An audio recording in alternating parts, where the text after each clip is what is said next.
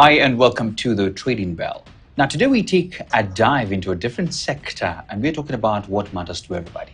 We're talking about health.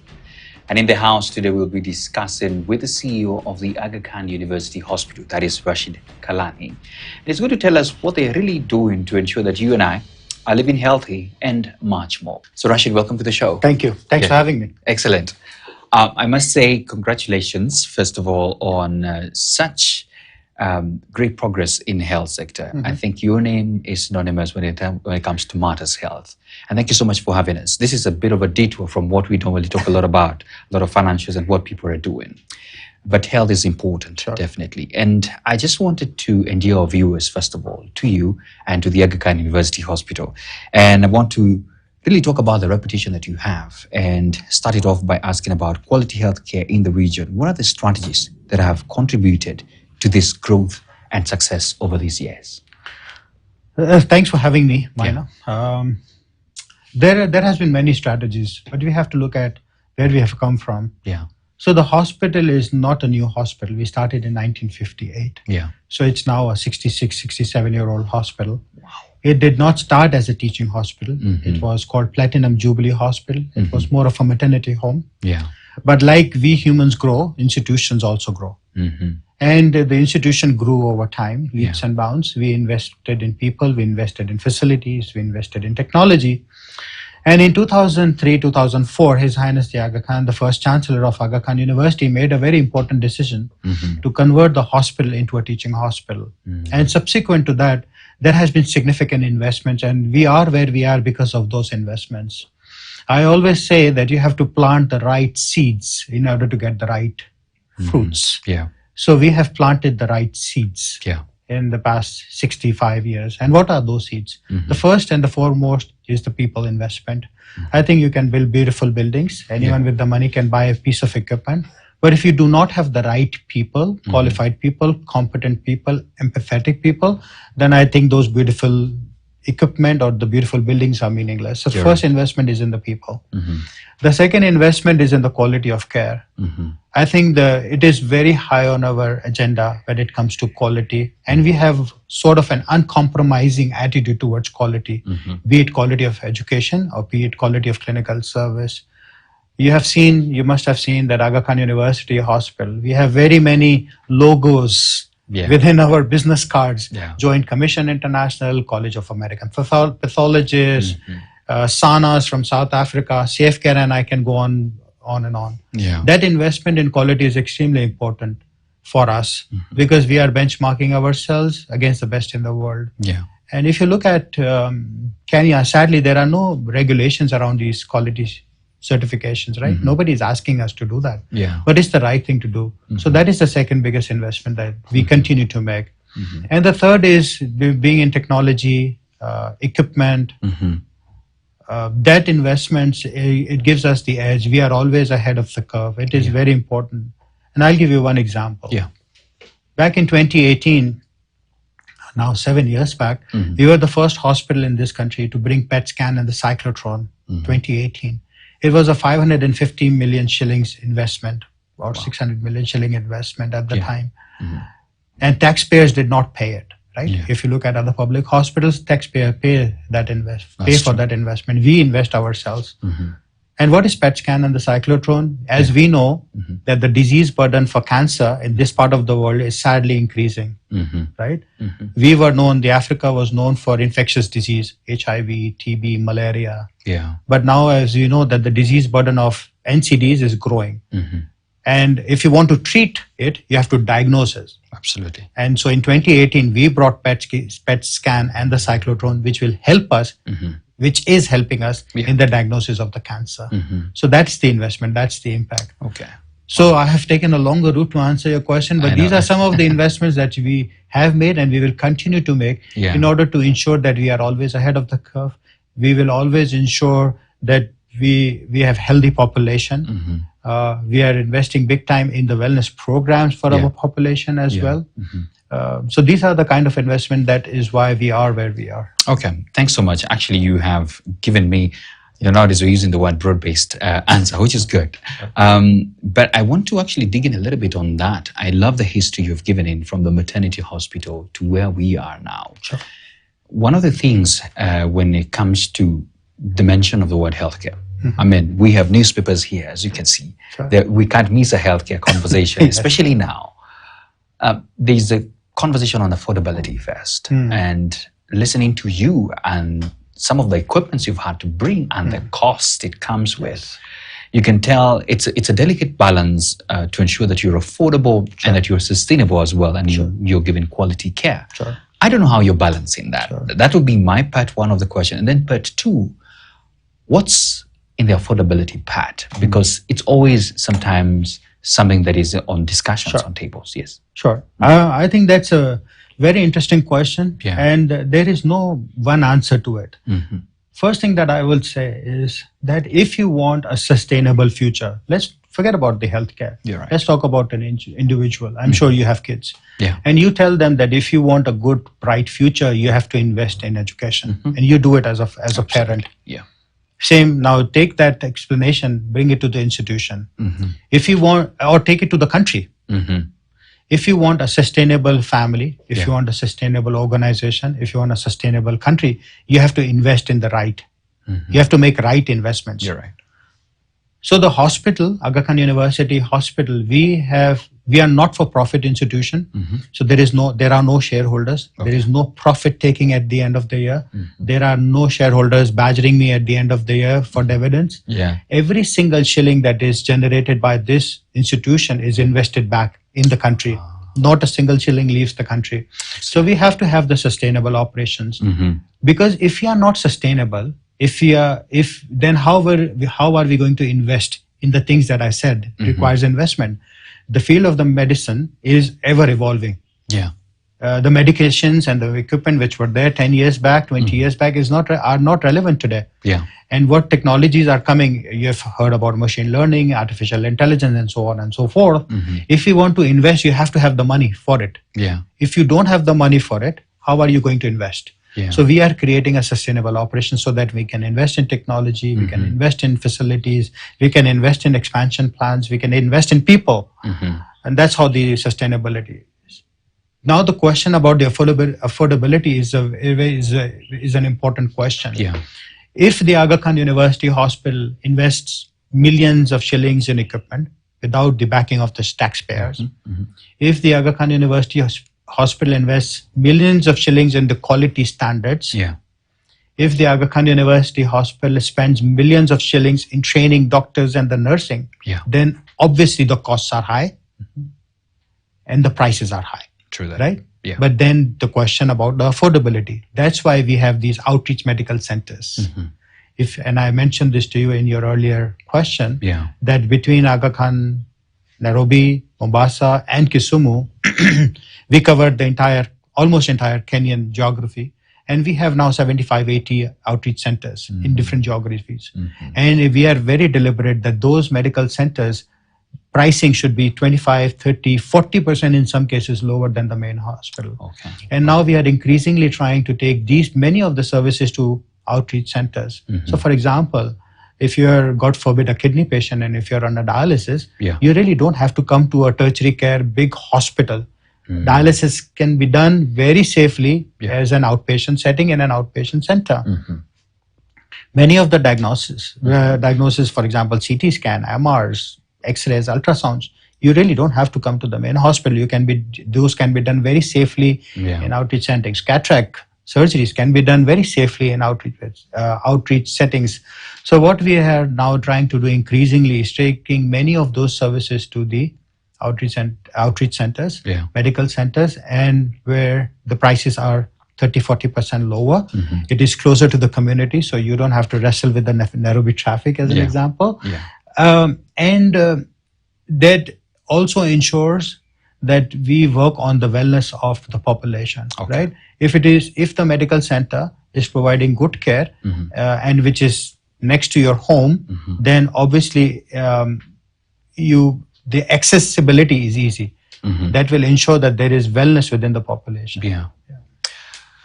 You know, being and remaining at the top in terms of quality healthcare and providing services for your clients and patients as well is one thing, but maintaining that as well is another.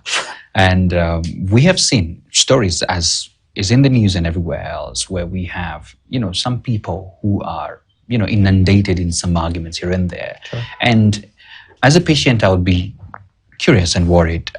Is my healthcare the first concern Sure. when I go to this hospital? So I wanted to ask you, what are you doing to ensure that any patient who comes to you knows that you have the utmost care for them? I think it comes from the culture of the institution. Yeah. It comes from the leadership. They have to set the tone.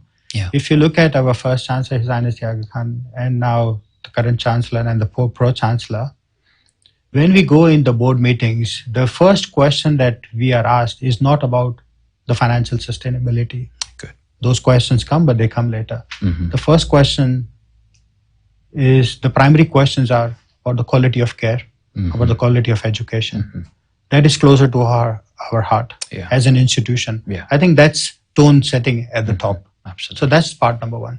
Number two, are you demonstrating that the patients are at the center of it? Yeah. If you're investing in facility, if you're investing in technology, if you're investing in people, then we are demonstrating that we care about you. Yeah. I think I was talking to someone just yesterday that we are the only private hospital that is a teaching hospital. If you look at other private hospitals, they do not have university in the name. Aga Khan is not a hospital. Aga Khan is university hospital. It's a teaching hospital. Yeah. So what does that mean? That we are not only treating the patients, which is very episodic. Yeah. A patient is sick, patient comes, you treat them well, and they go home. Episode is finished. Yeah. The sustainability is when you train the doctors and the nurses for tomorrow. Yeah. Right? Very true. So I think that's what we are demonstrating, that we are not only treating the patients, we are also training the doctors and the nurses for tomorrow. And this conversation has another angle. Yeah. Many of our Kenyan brothers and sisters, they are going outside of Kenya for better jobs, right? A lot. Yeah. And which we don't mind. I think people, for their family decisions, they have every right to go to the other parts of the world and earn dollars and pounds and send some monies back to the country so that the country can benefit from those remittances. So people will leave. Yeah. So if good quality doctors do leave, who is going to treat us? Yeah. We'll have no one. Yeah, exactly. Right. If there are few hematologists in the country, if all of them were to leave, who's going to treat the blood cancers? So that's why the training agenda is now more important than ever. Yeah. Because now the geographies are open. Kenyans have been recognized as qualified, competent people, and they go out. And when they go out, we need someone who can treat us. Yeah. And then and there are many people from outside of Kenya who come to Kenya for healthcare. Who's going to treat them? And we want them to come as well. Yeah. Because that is a generation of the foreign exchange for the country as well, right?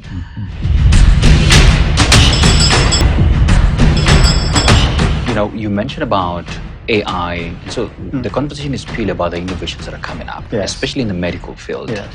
And I will say this, I'm a bit guilty of also sometimes trying to diagnose myself, just checking in a new type here and there. But anyway, over the field as well, I'm sure where you sit, you're also trying to ensure that you're not left behind when it comes to these innovations. Yes. How are you coping with this, by the way? I think I'll give you 2 responses. Because we are a teaching hospital, we have taken upon ourselves that we will employ doctors in full time. Okay. We have now 168 full-time faculty. We don't call them doctors. We call them faculty. We call them teachers because we are a university hospital. They have dual responsibility. Responsibility to treat patients and responsibility to train doctors and the nurses. Now these very qualified, competent doctors that we have, we encourage them, we train them, and we invest in the faculty development so that they can go out and get training in these new technologies, be it machine learning, artificial intelligence, and the likes. So they have become the advocates. They want to invest. They want us, the hospital administration, to invest in these technologies, right? So they are the ones who are actually pushing the agenda. So, which I love it. So that's number one. Where the management sits, we are also very concerned and connected with what is happening around the world. Like you said, that being at top is one, maintaining it is a different conversation. Absolutely. And you can only maintain it when you invested. So I'll give you an example. 2022. Yeah. It's been 2.5 years. Time is flying. In 2022, we invested 1.5 billion shillings, $12 million in implementing electronic health record system across all our hospital and our outreach centers. Yeah. What does this mean? That every single, even if you are in, for example, Nehru, you were seen by a doctor, and then you were referred to the main hospital in Parklands. Your data, you don't have to carry those physical files. You were done scanned there. It is absolutely seamless. Yeah. So we, within the hospital system, Nairobi hospital system, I'm not counting Mombasa and Kisumu. Yeah. Within the Nairobi hospital system, we see around 750,000 patients every year. Wow. And then there is mobility, right? Not everyone is living in Nairobi. You're right. Not everyone is living in Parklands. They come from everywhere else. So that investment of $12 million is significant when we talk about technology, right? That will allow our students to learn from that electronic health record system. So not only we are training the patients today, but we are also training the doctors who are ready for the technology for tomorrow. Okay. Then we have very many partners, international partners. I can think of University of Michigan. Okay. We have a grant working with University of Michigan where we are using artificial intelligence to detect colon cancer. We are, I don't want to give away my trade secrets, but then we are investing significantly in a few other artificial intelligence platforms. Okay. And you will hear it in the next 3 to 6 months.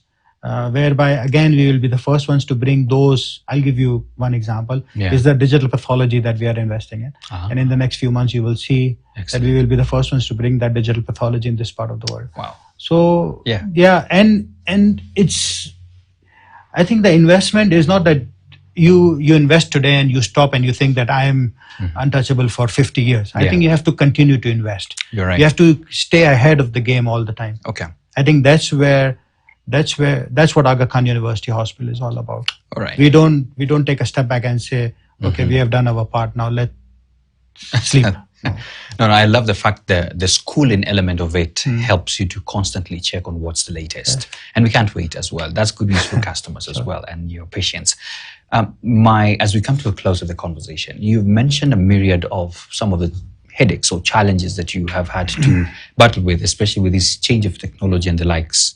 But I'm curious, even as we're speaking now, part of that being part of the challenges, what's still a headache on your desk as we have this conversation? That's a difficult question. Yes. I think the first and the foremost, as a business leader, I think the ethical values. Ethical conduct is extremely important for us. Yeah. If because of the difficult economic conditions, if my team, my colleagues are not conducting themselves ethically, that's a point of concern for us. Right. Yeah. We see many providers in this market, and we have heard it in the newspapers during NHIF and now, and in various forums you have heard the ethical conduct of some of the providers. That is a worrying factor for me. You know, if you're going to a restaurant, you're a client. If you're going to an airport, you're a client. If you're going to a school, you're a client. Coming to a hospital, it's a fiduciary responsibility.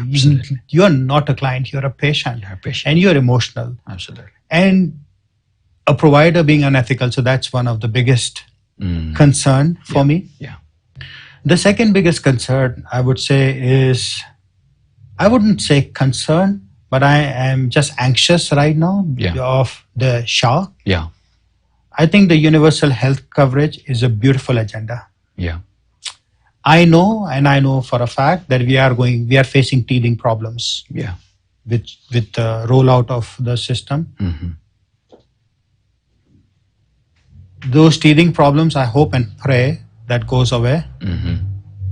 But as things stands today, some of the providers, they are not being paid like ourselves, or not being paid in full. Yeah. Right. And that compromises our ability to conduct the business as I said, that we have to invest in people, we have to pay people's salaries, we have to invest in technology and equipment and whatnot. Yeah. If we don't get paid, where do we find the money? If we have to borrow to pay for my operating expenses, then it will catch up with me, right? I have to pay interest, and then I will compromise my future, my tomorrow. Yeah. So it's a beautiful agenda, the universal healthcare. I think the vehicle that the government has chosen, Shah, is facing its teething problems. But my hope, we have been credible partners, strong partners with the government of Kenya through and through. And we will stand by the government of Kenya, and we will be supportive of that agenda. My hope and prayer is that these teething problems go away. There is more stability within the system.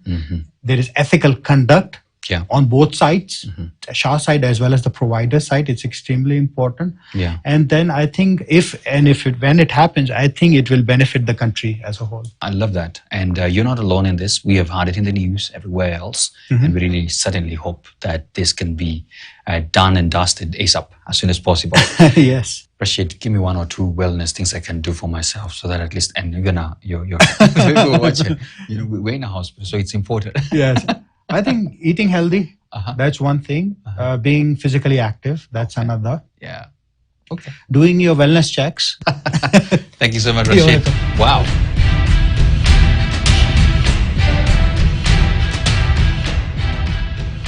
So we are at the Aga Khan University itself, where they are training young guys here who are actually crossover, and they are the doctors that we see and the people who are meant to be there. So I wanted to ask you the question on the essence behind it, because I can see it was launched by the president right here, 2021. How's the progress, and why is this a core of why you're doing this? Why is it important? As I mentioned to you, that treating patients was not enough. Training doctors and the nurses for tomorrow was very important for us, is very important for us, right? So it's one of the principles that we have, one of the ethos that we have, that we will not only treat patients, we will also train the doctors and the nurses for tomorrow. That is where the sustainability comes in. There's a lot of green here, and I see a lot of red bricks. It's like your form of architecture. What's behind all this? I think it is the love for the architecture. His Highness the Aga Khan, our first Chancellor. He was very passionate about architecture and green spaces. He always said that the quality of life of human beings is also dependent on the environment or the infrastructure that they live in.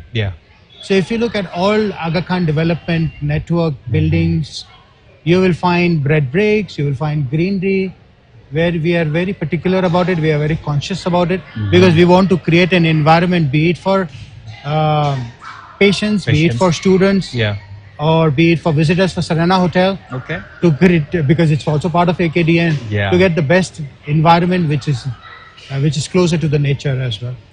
So you'll find streams of water, you will find fountains in our facilities. You will definitely find red bricks with Aga Khan University, and you will find a lot of green spaces.